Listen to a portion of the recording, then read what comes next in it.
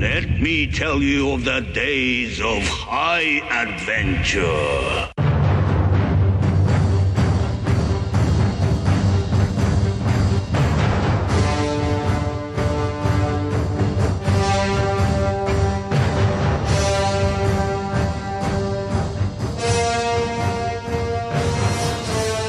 Hello, I'm Eric. And I'm Kevin. And this is 6 Degrees of Schwarzenegger, the podcast where we take a long, hard look at some of our favorite action movies from the era of Arnold. Schwarzenegger is the icon of the genre, and we're taking a deep dive into some of these 80s and 90s cult action movies and breaking them all the way down.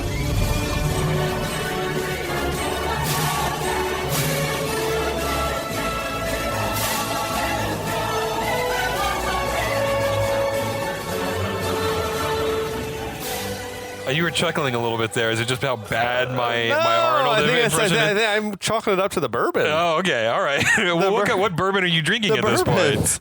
I poured out another one from a bourbon maker called J. Mattingly. Okay. They're actually amazing.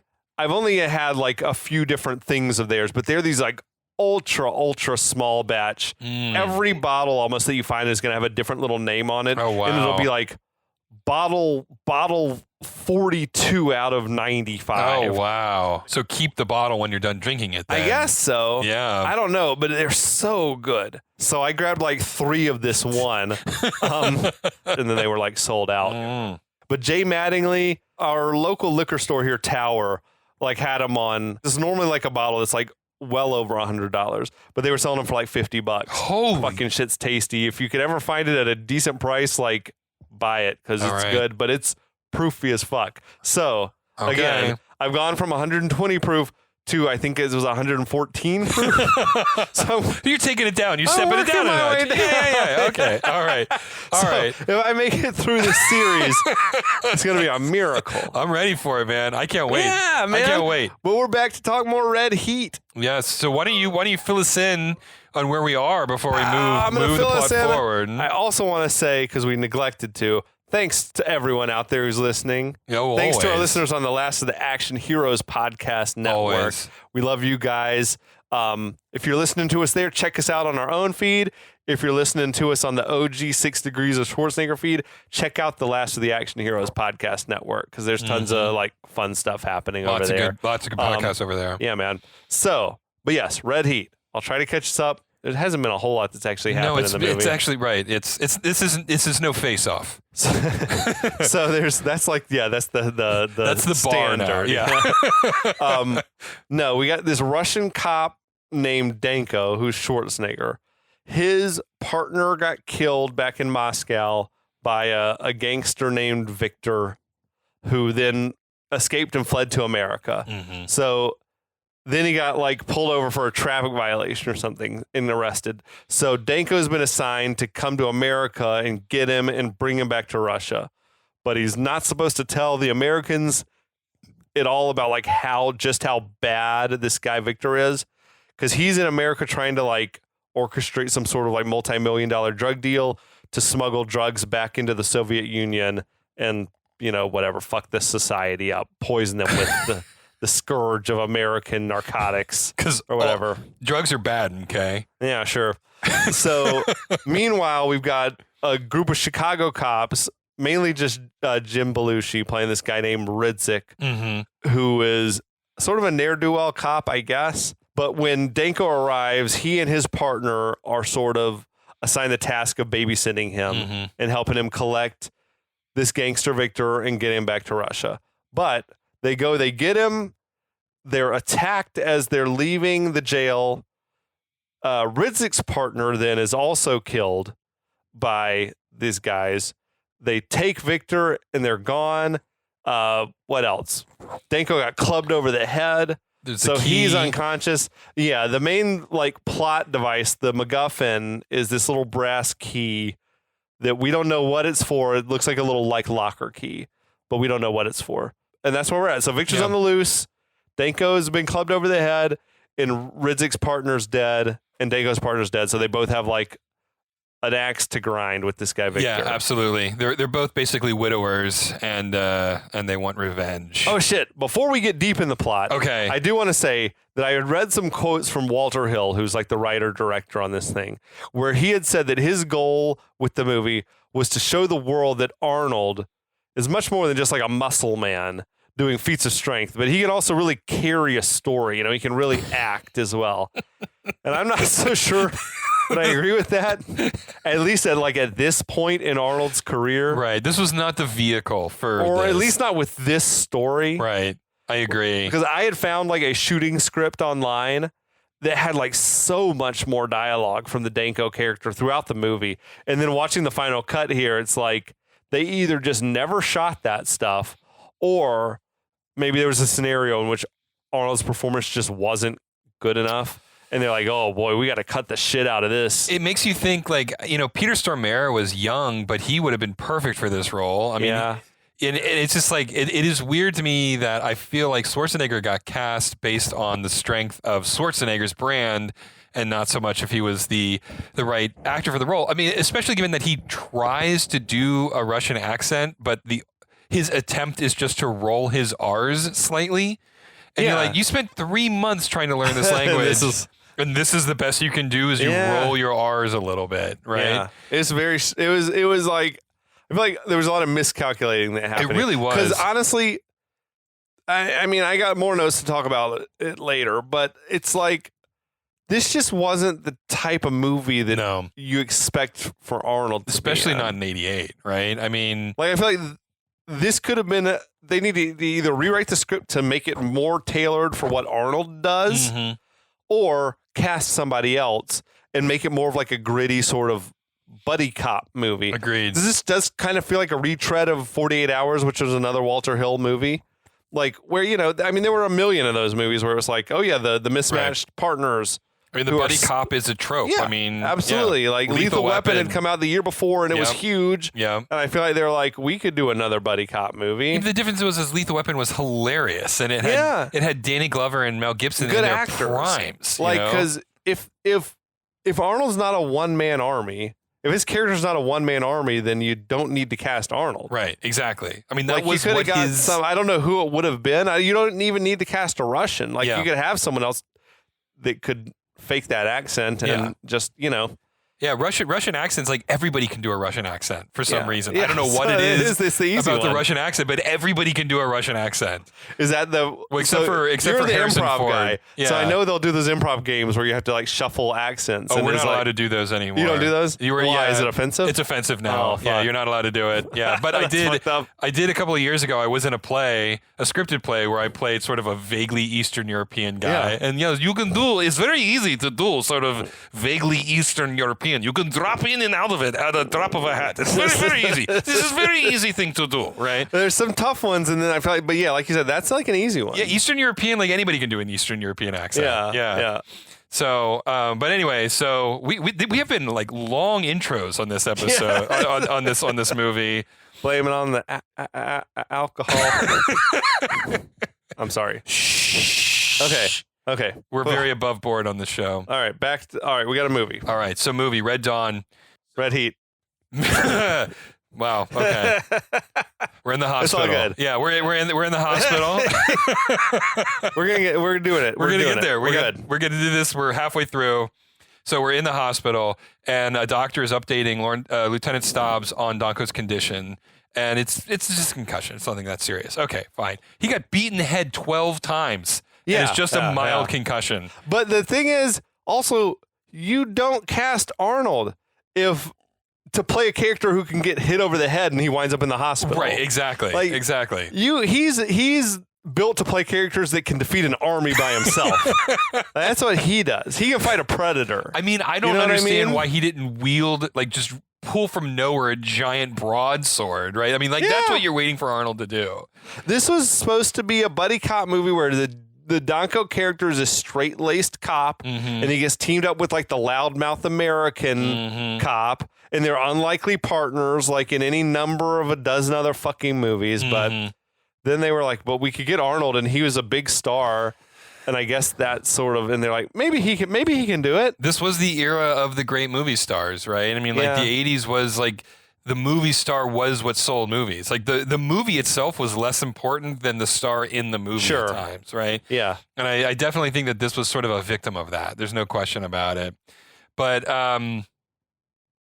we also see that the porn stashioed henchman also survived, but he's in a coma though. That was amazing that he survived because he got Yeah, shot like, like 4 times so in the many chest.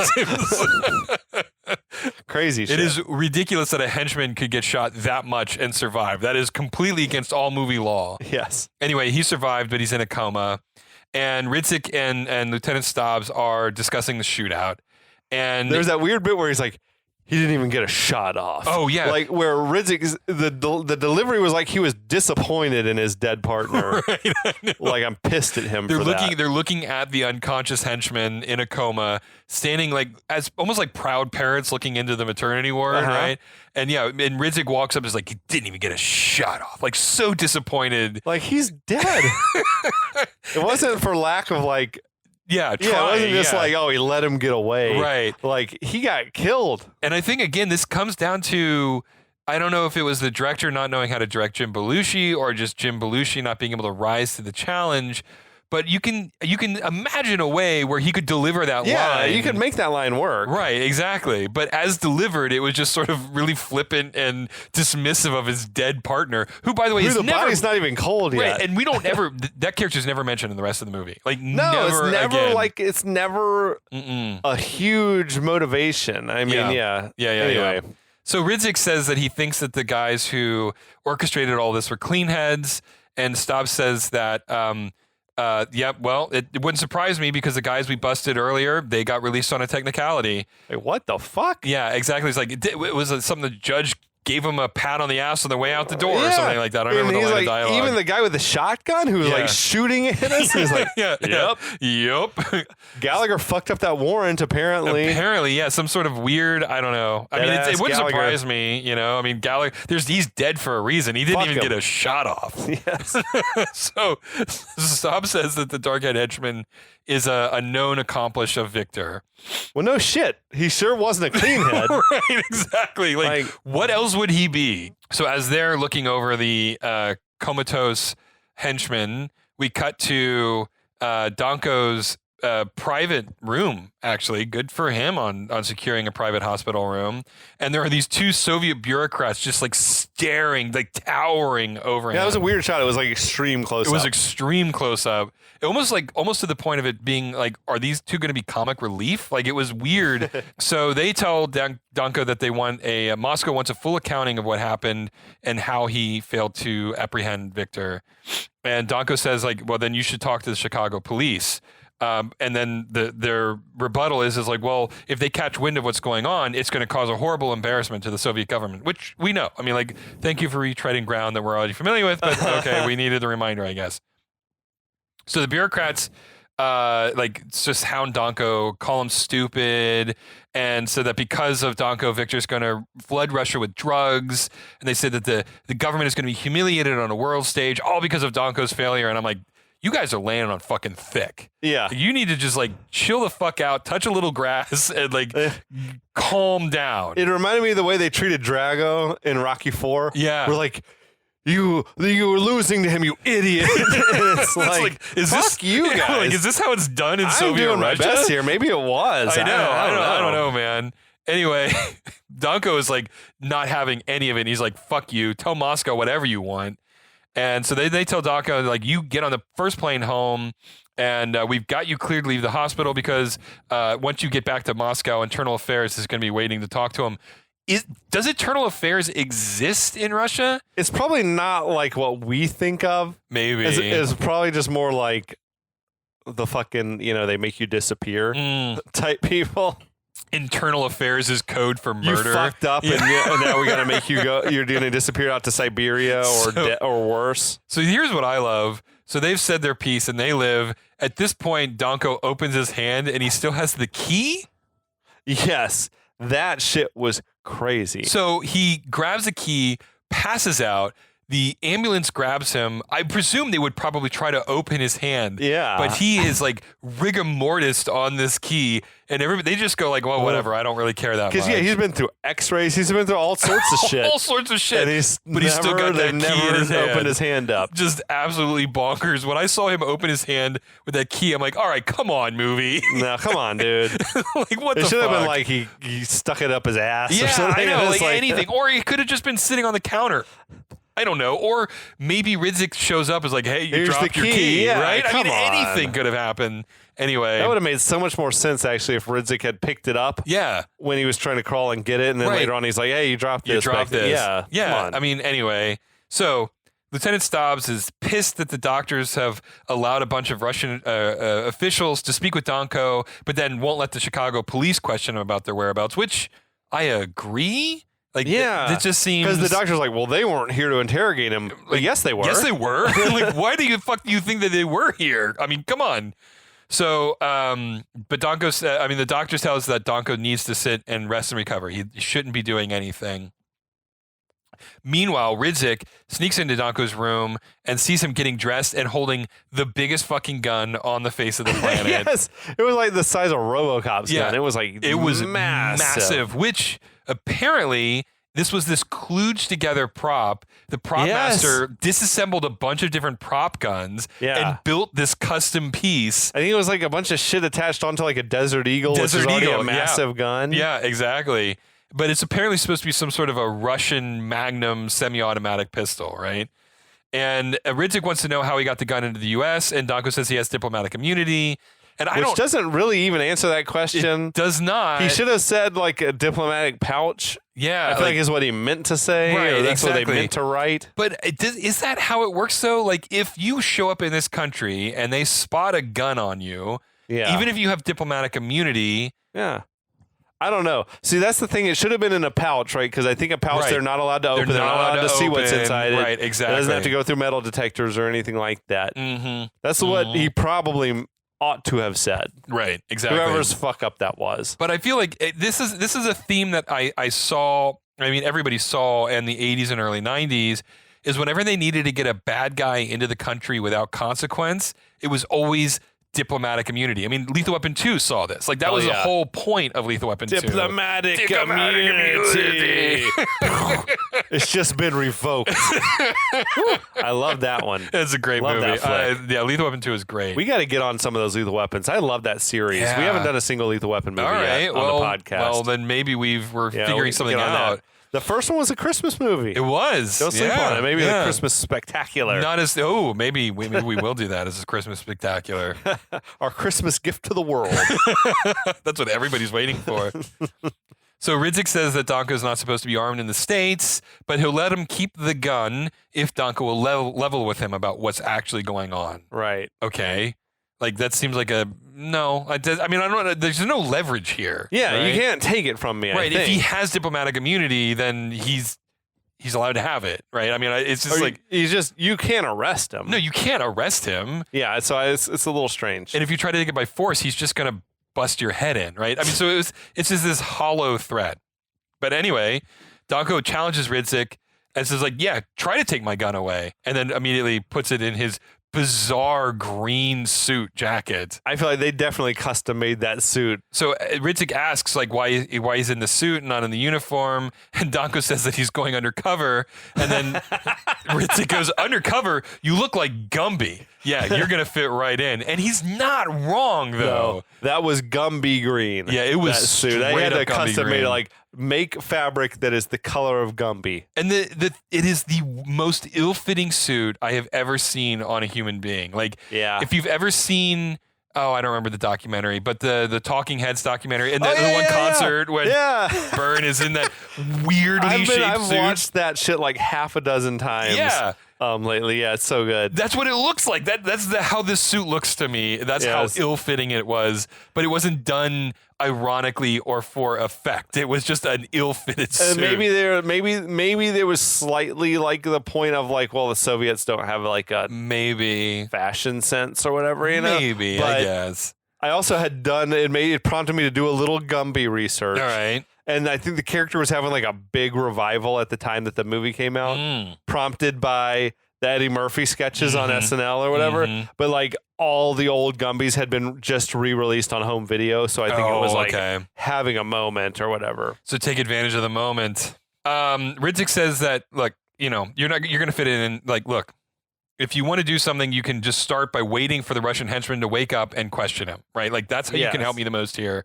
And well, oddly, Danko asked, when's he going to wake up? Right. And then Ridzik was like, what is this, 60 Minutes?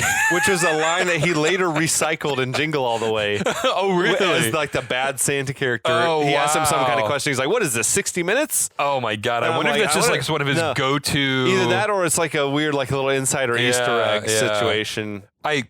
Given it's Jim Belushi, it's probably just a go-to. You know, right? Yeah. I do feel like in this movie, like a lot of what Belushi was saying was like improv. Which, if that's true, man, way more misses than hits in this movie. Oh, yeah, that kind of maybe makes sense. Maybe it makes sense. But Danko says that, like, look, I got stuff to do first, and he starts taking off, right? He walks out of the hospital room, and the lieutenant stops him and is like, where the hell are you going? Danko doesn't answer, but Ridzik says, look, he's going to go find Victor. Stobbs orders Ridzik to stick with Danko and make sure that he stays out of trouble. Again, the relationship between Stobbs and Ridzik is so weird to me because like Stobbs clearly wants to just get him off the police force entirely. So why he is all of a sudden having him follow this very, very high profile figure in the States. Yeah, no, they would think they'd put their very best man with him. Exactly. Like or at least the man who's most likely to be able to keep him out of trouble. Right. Instead of this fuck up. But anyway, so Stobbs says like to go follow him around.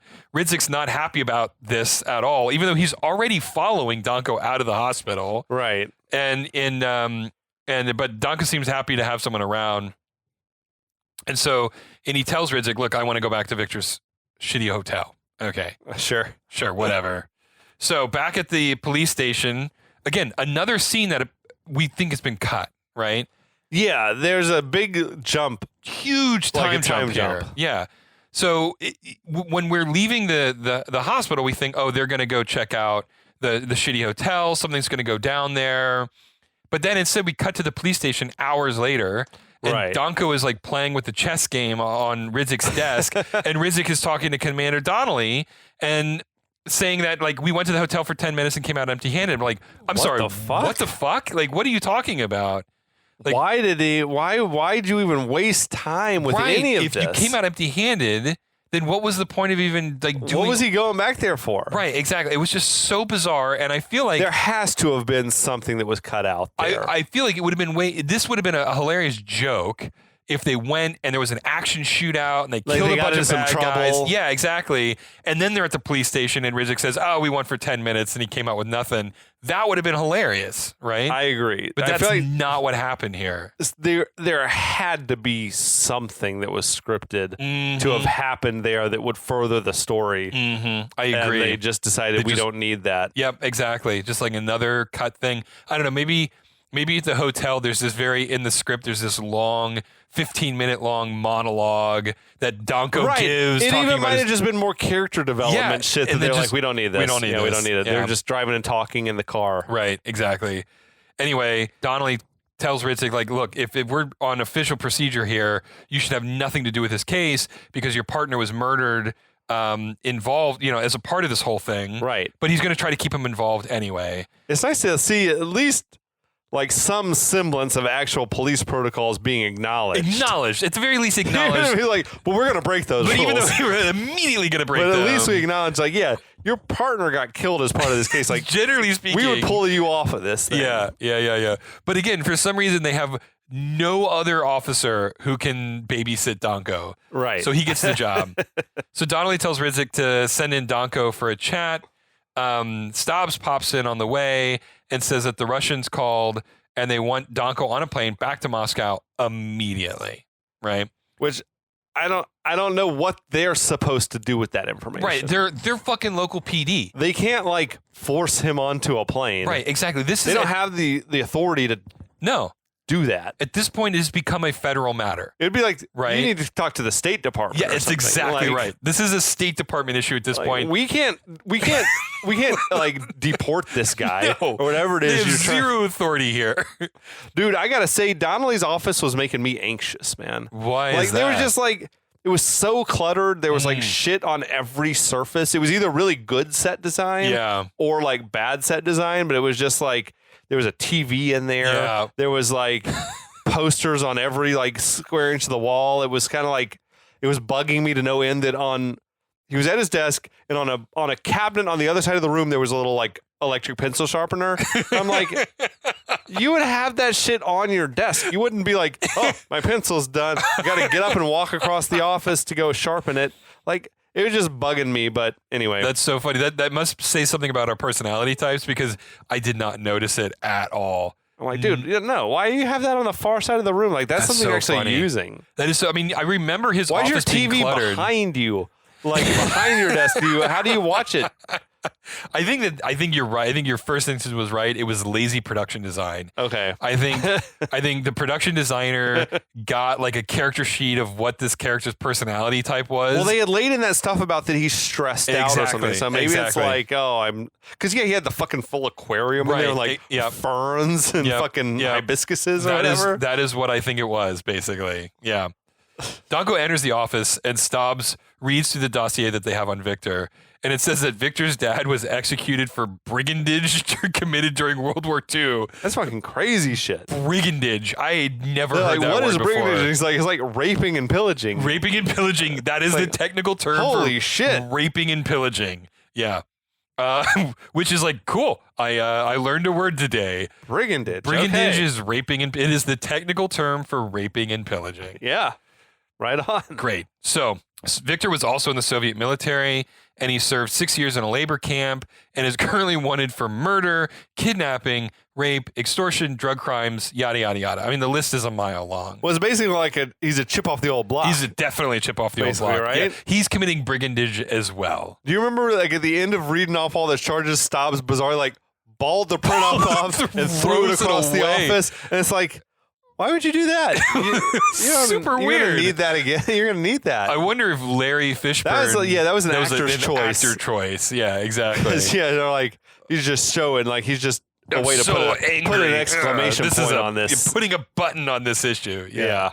So Donko wants to know how they got all that information, and Stobbs says that the Russian government is being very cooperative all of a sudden. Which also doesn't make any sense. No sense whatsoever. The last time we saw those guys, they were still all about being Yeah. secretive about this shit. What happened in that trip from the hospital to the hotel to the police station Yeah. that the Russian government is all of a sudden very, very cooperative? The only thing I was thinking was like maybe they just want the USA to be motivated to want to help them get Victor and get him out of their country. They also So they're like letting on how bad of a guy yeah, right, he is. exactly. But they're not. Yeah, but they're not speaking to his specific reason for being in the country right now. Right, that there's just that this is a bad Yeah. dude and we want him back. So Right. I guess that's fair. Maybe, I don't know. I I'm don't trying know. to make excuses We for are him. literally making excuses for the movie right now. So Donnelly is pissed and wants to know why Donko didn't tell them what a bad guy Victor was earlier. And Donko said he wasn't authorized to. My government does not like us to do laundry in public. I liked that phrasing. Yeah. I don't know. It was like sort of a bastardization of like an English We phrase. don't or air out our dirty laundry in or whatever. public. I Yeah. kind of liked it. I was Yeah. like, oh, that bit felt a little authentic. Yeah, yeah. It was the closest this movie gets to authenticity. It was like the Russian translation of that phrase, right, you know? Right. Donko says that he's not going to return to Moscow, though, without Victor, and he needs the cops' help. He was So- trying hard with that accent, especially Oh in my- this scene. so many rolled R's, like Yeah. all the Victor, rolled R's. Victor. Yeah, Victor. it was so weird. I think this is the only movie I can think of his where he was trying to like alter his voice at Yeah. all. I mean, like, even in True Lies, where he's supposed to be the all-American family man by day and international Yeah. spy by night, he's still got a thick Austrian accent, and no one bats an eye. Oh, do you think that does this movie like I don't think it slots into the Arnold clone universe like idea that we had Oh yeah, about where you know the movie Twins, he's like the product of a government experiment. yeah. And then we said, well, all of the various like True Lies Yeah. and Raw Deal and Commando, where he's just like a miscellaneous American commando type character. Right. They're all like clones from this experiment of like creating the genetic super soldier. This one doesn't work, right? Unless like unless it was like some sort of Cold War espionage. They stole 100%. an embryo or This something. is the Winter Soldier all the way down, right? They stole one of the embryos, and this is Sure. the only successful clone that they could produce. Okay. Yeah, this is what that is, 100%. We'll throw it in the shared universe. Oh, Why it not? works perfectly. Yeah, there's no question that it works. This is the red sun. Like this is exactly what that is. So so Donnelly all of a sudden seems to have a moment of clarity, and he smiles and he encourages Donko, like, yeah, you go and get him. His only request, though, is to not make any news headlines and don't destroy the city. All right.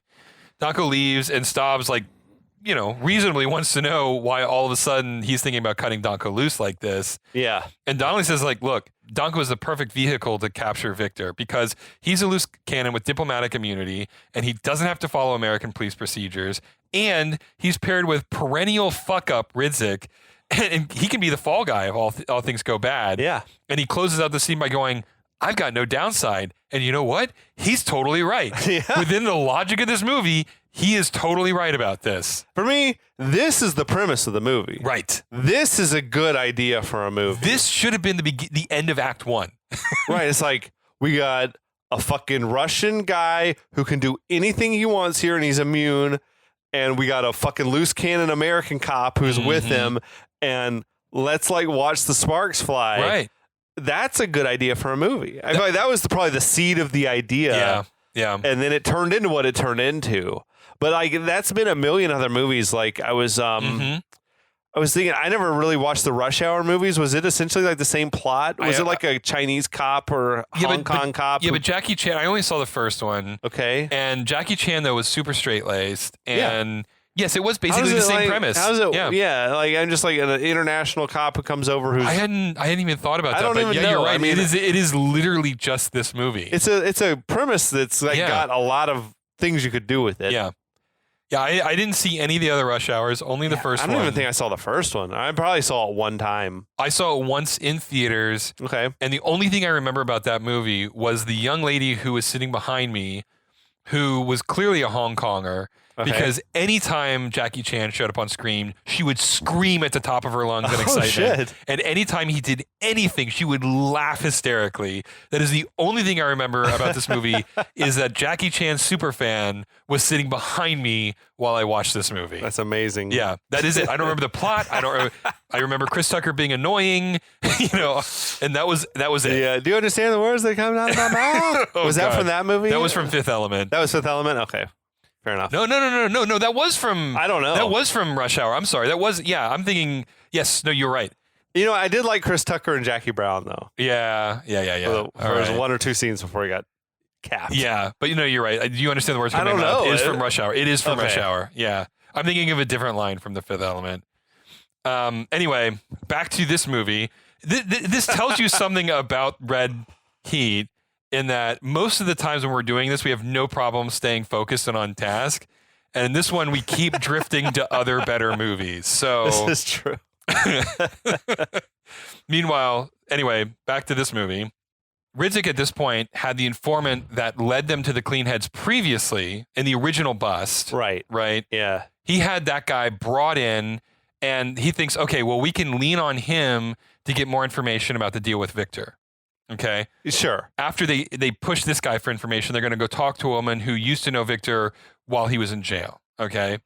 He says a skirt named Cat Manzetti. Like, fucking shit, dude. You're kind of toxic. He is, though. Because he also called the dude they were going to, like the witness guy, the informant, he's like, this pile of shit.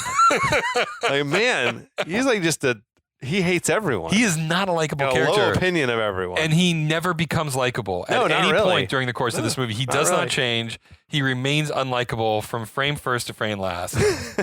So Ridzik warns Donko that, like, look, voting people's Miranda rights is for, it's not allowed here in this country. And of course that goes over Donko's head. A, because what does that mean to him? Who is Miranda?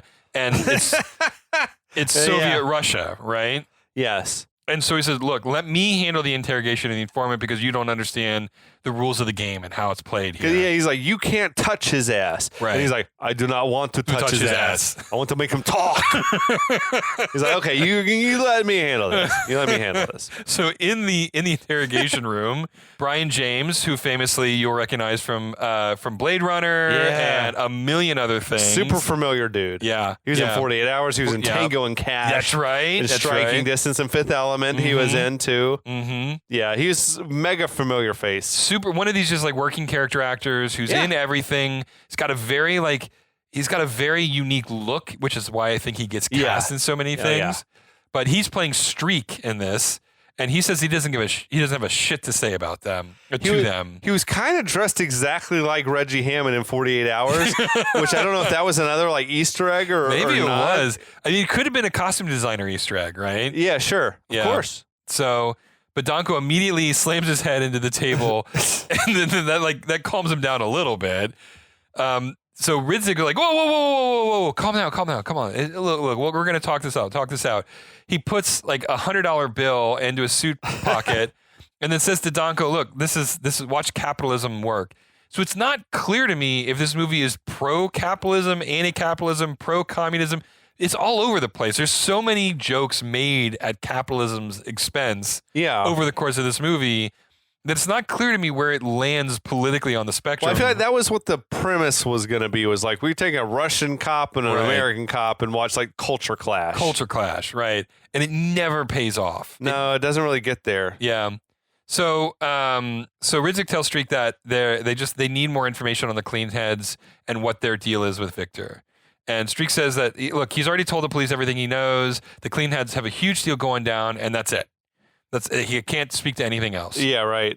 Danko says, look, I think you're lying. And Ridzik says, in this country, he has that God-given right. So again, like, are we... I feel like that's another, like, sort of a dig at communism, like, you know, we have God-given rights in this country. Like, you know, you don't have over there. It's so weird. But anyway...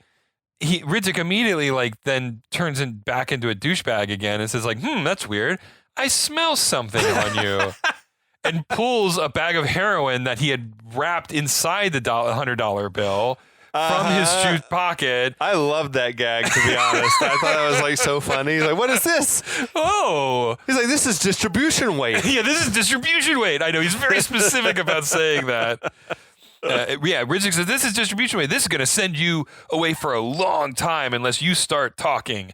And Streak says, he's not saying shit, and I'm going to sue you over this. He's like, he's right. Like, he should sue them over this, He's like, the lawyer I got makes the ACLU look like Nazis. Which is a great line. Yeah, I love that line. That was a great line.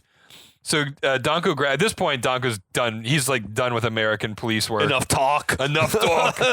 He grabs Streak's arm, pulls him out of the desk, twists it behind his back, and then is he breaking his fingers? Maybe. It seems like he's breaking his fingers. Streak starts talking. Yeah. And he says that Abdul Elijah is brokering the deal from prison and that the drugs are passing through Chicago in a few days, but that's it. That's all he knows. He's like, I swear on my balls. I swear on my balls. Which Another Dick and Balls. Weird Dick and Balls. So much Dick and Balls play in this movie. So Danko tells Ridzik on the way out that Soviet method of interrogation is way more economical. And then he just walks out of it, which is, okay, that's a good line. I like that line.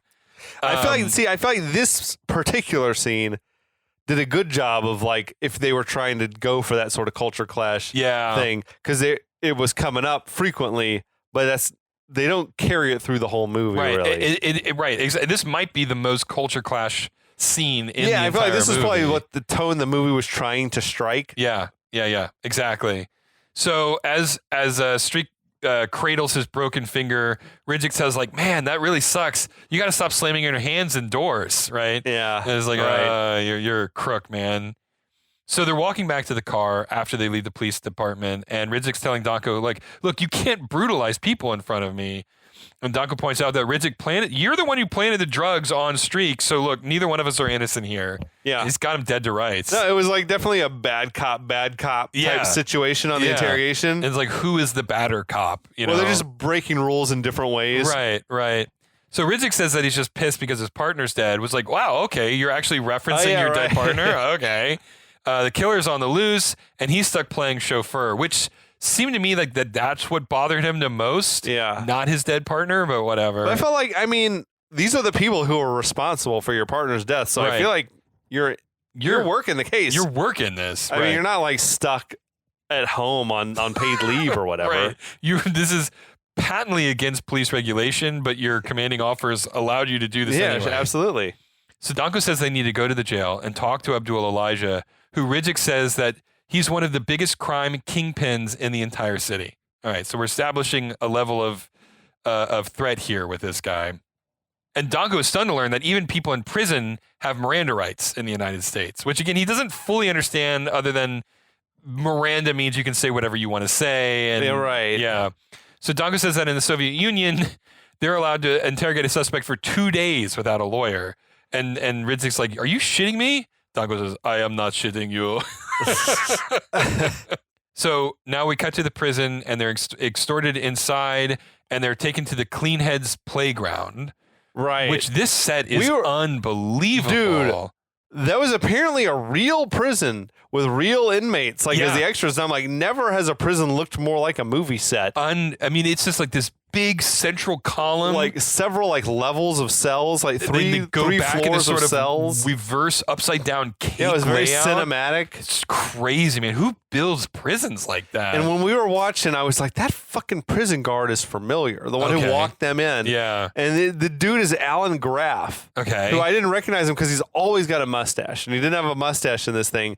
But he's like a legendary stuntman, stunt coordinator Oh, guy. wow. He's had like hundreds of credits. Oh, wow. But he's been in shit like Over the Top, RoboCop, Total Recall, Roadhouse, Nice. Tango and Cash. He was in Deadwood. Like, he had a big Nice. part in Deadwood. He was George Hurst's like man, his strong man. Okay, Who okay. fought Dan Doherty or whatever in the street. Is that the one where he gets his eye knocked Yeah, out? like oh, wow. The big like sea monster Yeah, looking yeah, dude. yeah, like yeah. that was the same dude. So That's really cool. yeah, we're big Alan Graff fans here on the podcast because Nice. he's turned up in half of the movies we've ever talked about.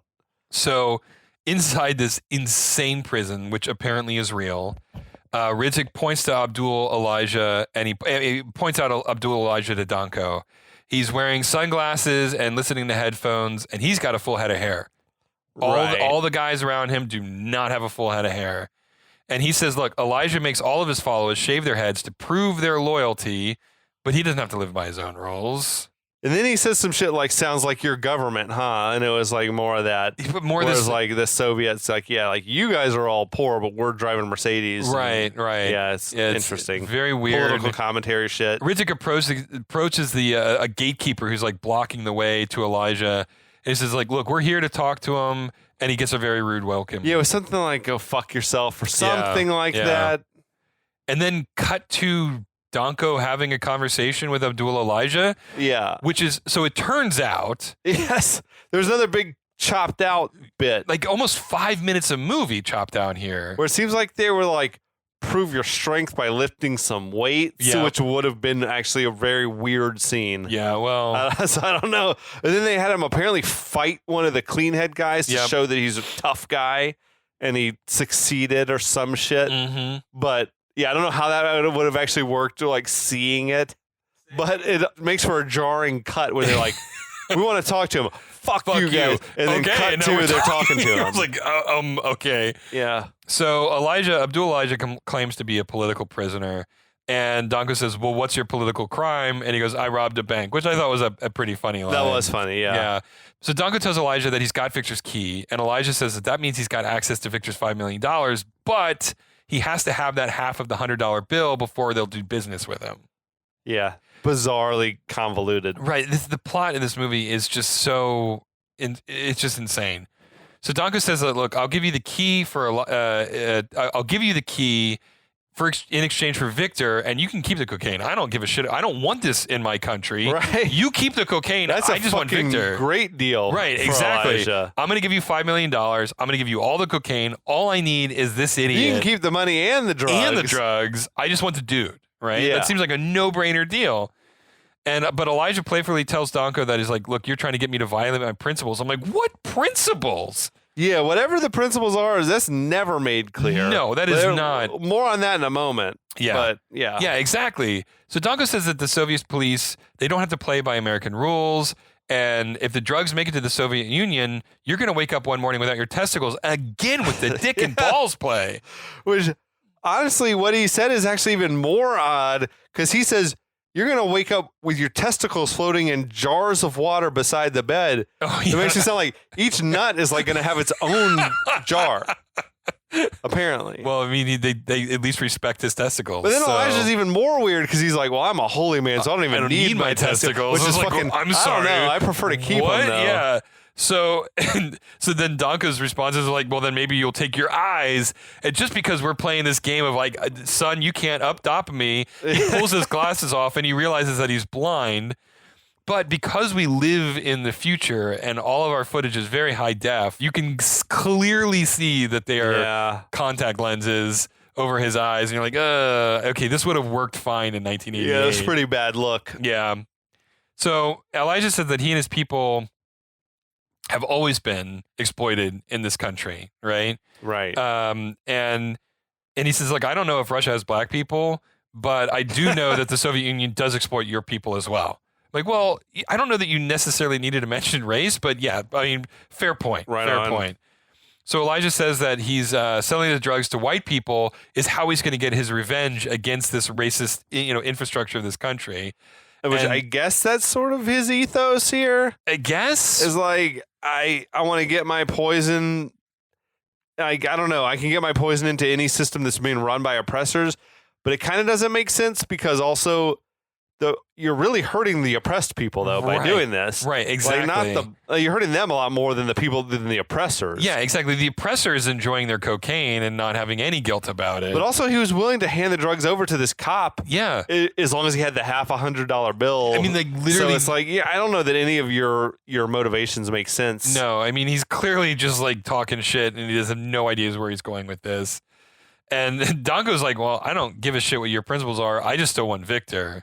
Yeah. And Elijah is like, look, I'm I happy think to. Danko is like as confused as I am. No, we're all very He's like, confused. I don't know what the fuck you're on I'm like- about, but I just want Victor. And we're all like, yeah, preach it, Danko. We don't know what this guy's talking about either. So Elijah says that he's happy to put them together, but because he needs Danko out of the way, and Victor is the man to make it happen. So it's like, Yeah. okay, well, I'm basically telling you I'm going to set you up, and this is a trap, and I hope that Victor kills you. Yeah, that's what I was getting from Right? it. That's the way I took it. And he even says, like, you're just another motherfucker we're going to have to deal with. It's like, it's pretty clear that, like, Yeah. I'm going to put you up together. This is an obvious trap. If you're going to go walk into this obvious Yeah. trap, more power to you. Right? I want you dead, so I will lead you to Victor. I will 'cause lead you to death. He's Yeah. gonna fucking kill you. Right, exactly. So Dango's not happy about this threat, but Elijah walks away anyway. I'm not entirely sure what was accomplished in this entire scene. I'm not entirely sure why this character is in the movie, No. Abdul Elijah, because it's like his henchman on the street, Yeah. the Scatman Carruthers dudes. You really only needed him. Right, exactly. He could have been the kingpin. Yeah, absolutely. He absolutely could have been the kingpin. All you're getting from having this character is this one scene in the jail. Yeah, exactly. And of which they cut half of it out. Yeah. Right. So it doesn't even really make that much sense. Yeah, his character's more useless because this is less of like a part of the journey or whatever. Right. So I don't know. Again, this movie is just all over the place. Right. And okay, it was running long. Fair. There's a lot of scenes in this movie that shouldn't be in this movie, and it feels like they cut the wrong scenes out of That's this what movie. I'm saying. They cut out important plot points and left in weird scenes. It's just like, I don't know. Did they just have Chat GPT in the 80s like edit this movie? Because that's Something. kind of what it feels like a little bit. So later on, Ridzik is driving Danko back to the city, and he's asking what he and Elijah talked about for so long, but Danko won't answer any of his questions. Is he still like trying to keep the drug deal a secret? It is, I guess so. But at this point, he's like persona non grata in Moscow. So what the fuck does he care about? Ridzik, right? and there was a thing. Ridzik used a weird word that had never heard before, and I looked up. He like said, "You were talking to that jazzbo so long," and I'm like, Jazzbo? which apparently either means a jazz music enthusiast or apparently just any black person, like a sort of a So it's racist then, a basically. racist thing, or maybe Oh he my was listening to God. music when they got in there. Like maybe they're like, he's a big jazz fan. Oh my I don't know, God. but it was I like don't think that's a weird word. Given the character that has been I hope well it's not a established. terrible slur. I mean, I've not heard it. I've never heard that word before in my life. So at the very least, It's just not that it's an used antiquated anymore. word Yeah. that sometimes is used to just describe any random black person. Well, that sounds racist to me. No, absolutely. Again, reinforcing the fact that Ridzik is not a likable Yeah, no, he's not character. cool. He likes Not a to use likable he likes to character. use really ancient slurs. So it's about this point that Danko's watch goes off, and he explains that it's a reminder to feed his parakeet. And Ritzik goes, "What is that? Russian for jerking off?" Like, seriously. That made me laugh, though. But it was another dick and balls It joke. is another dick and balls but joke. That did make me laugh. That was funny to me. And he's like, "What is that? Time to pick up Pokey?" Yeah. Which that went over my head until like the third viewing. I was like, "Oh, it's another Gumby joke." Yeah, another Okay. Gumby joke. And so it's like more nonsense so it happens. And It isn't was this like- point where he talks about his divorced sister again? Danko was like, "What's wrong with a parakeet?" And Yeah. he's like, "Nothing. Nothing. I didn't say anything's wrong with a parakeet. My kid's sister had a parakeet. Oh, kid sister, that's what it was. You want a parakeet? It's okay with me. I don't give a shit." And he's like, "You think parakeet is feminine?" He's like, "Did I say that? I didn't say that. I guess it's fine. Whatever." It was just... Didn't Action Jackson had a bird too? Didn't Yeah, he? he did. And that Yeah, he was did have a bird. And I think it was odd. killed, though. Did the bird die? I think they killed the bird in Action Jackson. Fucking shit. Yeah. You might be thinking about Dumb and Dumber. Oh, yeah. The dead, yeah. My birds' heads are falling off. So they arrive at the dance studio finally where, which they mentioned, like, at this point, 10, 15 minutes ago, that, like, after we beat up this... Right. We're gonna go talk to We're that gonna go- skirt. We're going to go talk to that skirt, right? So they finally arrive at the dance studio to talk to the skirt. Gina Gershon, Kat Manzetti. All I can say is like, holy shit, She's a Gina looker. Gershon. Yeah, she's wow, a looker. And incredible in the leotard. yeah, and she's like doing all the dancing and all of her gyrations. She could dance. She's a good I dancer. wonder if she was like. I mean, is that a talent she had? I Like don't as know. a. Yeah, I don't know if she's like trained in dance or maybe. I have to give Showgirls another watch. See if she was getting her dance on. That's the reason why you want to show girls. I get it. Yeah, of course. You're only interested in the dance film choreography. buff. Yeah, you love a good dance choreography. That's why West Side Story is your favorite movie. So she sees the reflection in the mirror of the dance studio, and I guess this is her cue that something is going on. I don't know why she would think this otherwise, other than they're just like two weird white men wandering into her all-female dance studio. Right. But either way, she ends the dance and she goes into their office. They follow her into her office and she demands to see their IDs. And she's clearly got a bit of a thing for Danko at this point. Yeah, she was sizing him up. She clearly loves Russians, as we'll learn later. Another thing that's weird in this movie is Arnold is a fucking behemoth, right? He's a mountain. And not one person in the whole movie ever is just like when he stepped out in the airport, the guy should have been like, "Wow, this guy's fucking huge," Yeah. right? But like, no one ever seems to remark or notice that he's like Mr. Olympia. And I think that this plays back into, the director's desire for Arnold. This is like a vehicle for Arnold as an actor. I think it was not written for Arnold. It was Right. written for like just any generic guy to play Right. the Russian cop. Right, exactly. And they didn't overhaul it for Arnold. Exactly. And so you've got that, and so it's just like there's this bizarre disconnect between who this statue of a man is and the way everybody reacts to him. Because if I were her in that moment, and this massive 6'3" Like, dude with the broadest shoulders in the world, and the flattest flat top that ever existed in a weird like green the suit, chiseled jaw and all this. I would fucking call that out. Like, I would call the shit The fuck out of were that. you? Yeah, where did you come Where the from? fuck did you come from? Exactly. That's the first thing I'm asking. But anyway, so Ritzik wants to know why she visited Victor in jail before, and she gives some sort of a smart-ass answer, which, there's a rejoinder. So Ritzik insinuates that she's probably just a prostitute that he met at a hotel. Nice approach. Because, like, this guy is He's hostile to women throughout the whole movie. right? I mean, someone's got mommy issues. That's all I'm saying. So Kat says, I don't want to deal with this. And she goes to leave, and Danko grabs her in a very...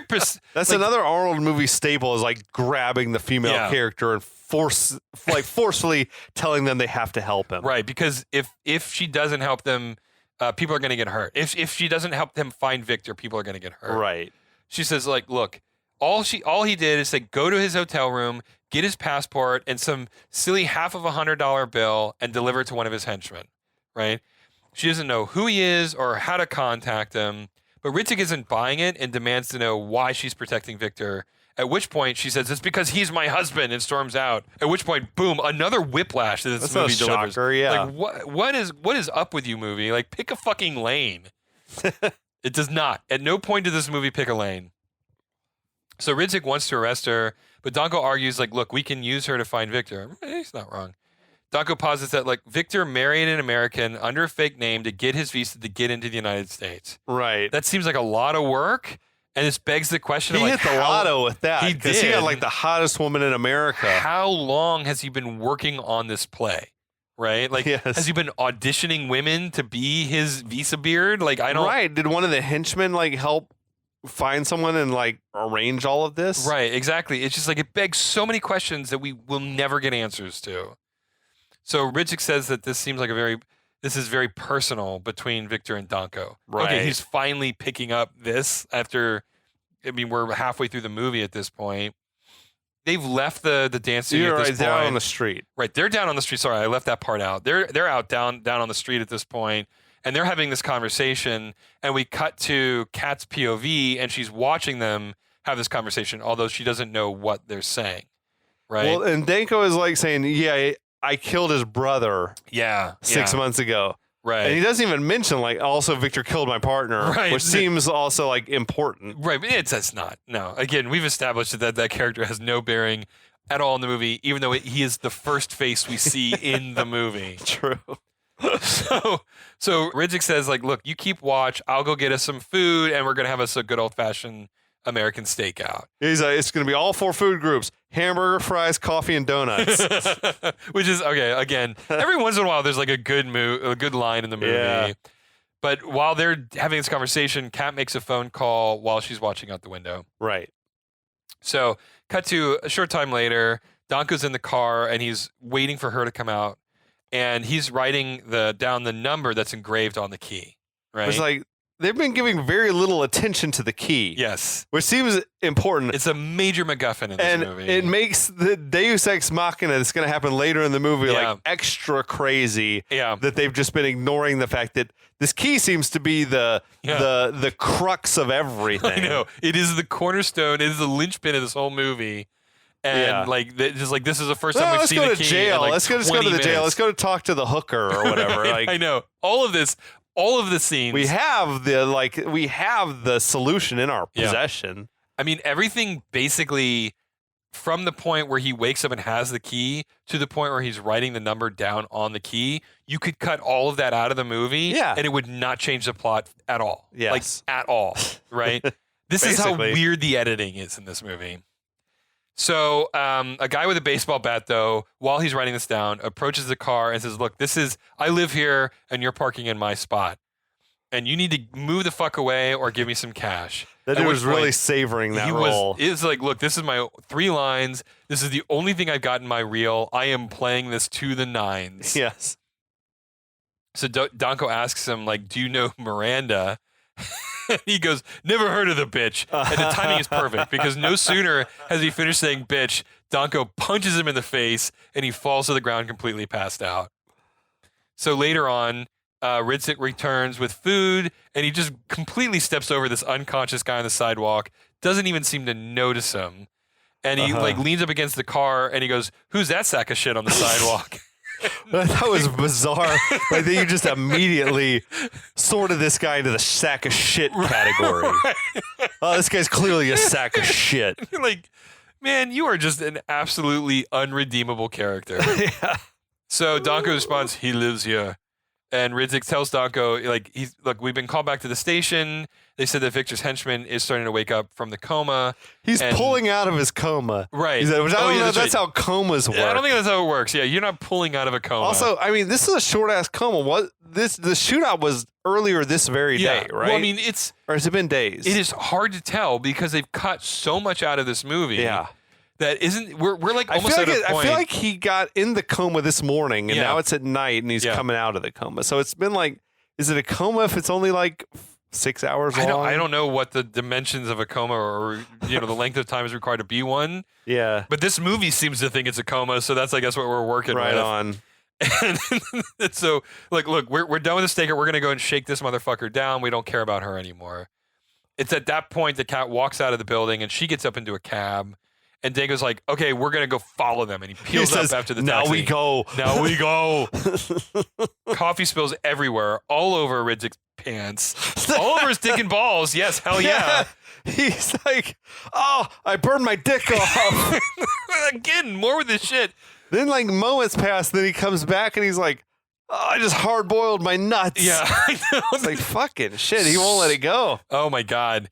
But meanwhile, that stain, that coffee stain, we're never going to see that again. It's gone. Yeah. I mean, he never changes clothes for the rest of this movie. Facts. Anyway, but at this point, the pursuit is on, and we're off to the races. Thank God. And that's where we're going to end it for this episode. the plot's picking up steam, I think. Finally. 2/3 of the way through the movie, We're the plot moving is along finally now, picking yeah. up steam. Yeah. We got the inciting incident somewhere in the middle of the second act. I'm all fired up, man. I'm enjoying We're it. doing good. We're doing good. We're making it through it. But that's all for this episode. So, Whew. Thanks for sticking with us, listeners. and we'll be back.